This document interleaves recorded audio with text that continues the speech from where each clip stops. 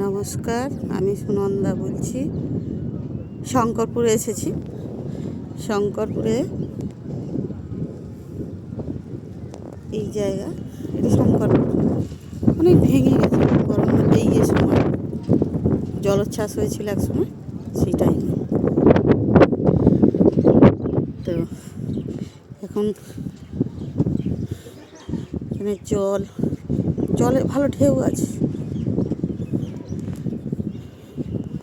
জলে ঢেউ ভালো আছে। এটা শঙ্করপুরের সমুদ্র, খুব সুন্দর দেখতে লাগছে।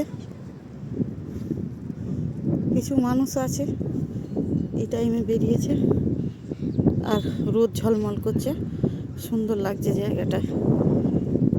আপনাদের সময় হলে আপনারা আসুন, এসে ঘুরে যান, দেখে যান, আপনাদের খুব সুন্দর লাগবে, খুব ভালো লাগবে।